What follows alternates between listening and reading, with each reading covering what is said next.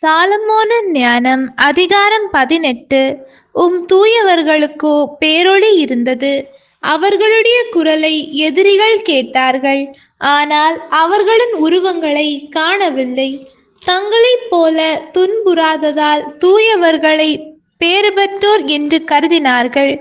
அப்பொழுது தூயவர்கள் அவர்களுக்கு தீமை எதுவும் செய்யாததால் எகிப்தியர்கள் நன்றியுணர்வு கொண்டிருந்தார்கள். தங்களது பழைய பகைமைக்கு மன்னிப்பு கேட்டார்கள். இருளுக்கு மாறான ஒளிப்பிளம்பாம் நெருப்பு தூணை மக்களுக்கு கொடுத்தீர். முன்பின் அறியாத பாதையில் அது அவர்களுக்கு வழிகாட்டியாய் விளங்கியது. மாட்சி பொருந்திய அப்பயணத்தில் அது வெம்மை தணிந்த கதிரவனாயிருந்தது. திருச்சட்டத்தின் அழியாத ஒளியை உலகிற்கு வழங்க வேண்டிய மக்களை எகிப்தியர்கள் சிறைபிடித்தார்கள். இவ்வாறு அடைத்து வைத்தவர்களே, இருளில் அடைக்கப்பட வேண்டியது பொருத்தமே. தலைப்பேறுகளின் இறப்பும் இஸ்ரேலரின் மீட்பும். எகிப்தியர்கள் தம் தூயவர்களின் குழந்தைகளை கொல்ல திட்டமிட்டிருந்தார்கள். அப்பொழுது ஒரு குழந்தை மட்டும் சாவிலிருந்து காப்பாற்றப்பட்டது. எகிப்தியர்களை தண்டிப்பதற்காக அவர்களின் பெருந்தொகையான குழந்தைகளை மாய்த்து விட்டீர். அவர்கள் அனைவரையும் பெரும் வெள்ளத்தில் ஒரு சேர மூழ்கடித்தீர். தாங்கள் நம்பியிருந்த வாக்குறுதிகளை தெளிவாக அறிந்து அவற்றில் மகிழ்ந்திருக்கும்படி அந்த இரவு எங்கள் மூதாதையருக்கு முன் அறிவிக்கப்பட்டது. நீதிமான்களின் மீட்பையும் அவர்களுடைய பகைவர்களின் அழிவையும் மக்கள் எதிர்பார்த்து கொண்டிருந்தார்கள். எங்கள் பகைவர்களை நீர் தண்டித்த அந்த ஒரே செயலால் உம்மிடம் எங்களை அழைத்து பெருமைப்படுத்தினீர். நல்லவர்களின் தூய மக்கள் மறைவாக பலி செலுத்தினார்கள். நன்மைகளையும் இடர்களையும் ஒன்று போல பகிர்ந்து கொள்வார்கள் என்னும் இறை சட்டத்திற்கு அவர்கள் ஒருமித்து உடன்பட்டார்கள். மூதாதையரின் புகழ்பாக்களை அதே வேளையில் பாடிக்கொண்டிருந்தார்கள். ஆனால் பகைவர்கள் கதறி அழுத குரல்கள் எதிரொலித்தன. தங்கள் குழந்தைகளுக்காக எழுப்பிய புலம்பல்கள் எங்கும் பரவின. அடிமையும் தலைவரும் ஒரே வகையில் தண்டிக்கப்பட்டார்கள். குடிமகனும் மன்னரும் ஒரே பாங்காய் துன்புற்றார்கள். எண்ணில் அடங்காதோர் ஒரே வகை சாவுக்கு உள்ளாகி எல்லாரும் ஒருமிக்க மடிந்து கிடந்தனர்.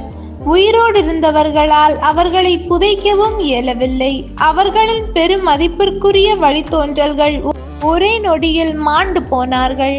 மந்திரவாதிகளுக்கு செவிசாய்த்து அவர்கள் எதையுமே நம்ப மறுத்துவிட்டாலும் தங்கள் தலைப்பேறுகள் கொல்லப்பட்ட போது இம்மக்கள் இறைமக்கள் என்பதை ஏற்றுக்கொண்டார்கள். எல்லாம் அமைதியில் ஆழ்ந்திருந்த போது நள்ளிரவு கடந்துவிட்ட வேளையில் எல்லாம் வல்ல சொல் விண்ணகத்தில் உள்ள அரியணையை விட்டு எழுந்து அஞ்சா நெஞ்சம் கொண்ட போர் வீரனைப் போல் அழிவுக்கென குறிக்கப்பட்ட நாட்டின் மீது வந்து பாய்ந்தது. உமது தெளிவான கட்டளை ஆகிய கூரிய வாளை ஏந்திய வண்ணம் அது நின்று கொண்டு எல்லாவற்றையும் சாவினால் நிரப்பியது. மண்ணகத்தில் கால் ஊன்றியிருந்த போதிலும் விண்ணகத்தை தொட்டு கொண்டிருந்தது. உடனே அச்சுறுத்தும் கனவு காட்சிகள் அவர்களை கலங்கடித்தன. எதிர்பாராத பேரச்சம் அவர்களை தாக்கியது. அங்கு ஒருவரும் இங்கு ஒருவருமாக அவர்கள் குற்றுயிராய் விழுந்தபோது தாங்கள் மடிவதன் காரணத்தை வெளிப்படுத்தினார்கள். ஏனெனில் தாங்கள் பட்ட துன்பத்தின் காரணத்தை அவர்கள் தெரிந்து கொள்ளாமல் சாகாதபடி அவர்களை தொல்லைப்படுத்திய கனவுகள் அதை முன்னறிவித்திருந்தன.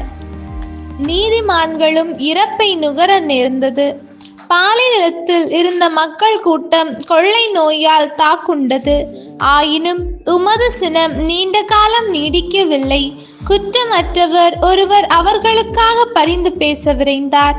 திருப்பணி என்னும் தம் படைகளும் தாங்கியவராய் மன்றாட்டையும் பரிகாரத்திற்கான நறுமண புகையையும் ஏந்தியவராய் உமது சினத்தை எதிர்த்து நின்று அழிவை முடிவுற செய்தார்.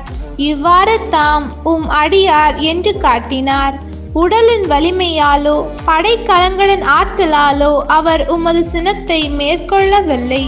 ஆனால் எங்கள் மூதாதையருக்கு அளிக்கப்பட்ட வாக்குறுதிகளையும் உடன்படிக்கைகளையும் நினைவூட்டி வதைப்போனை தம் சொல்லால் தோல்வியுற செய்தார்.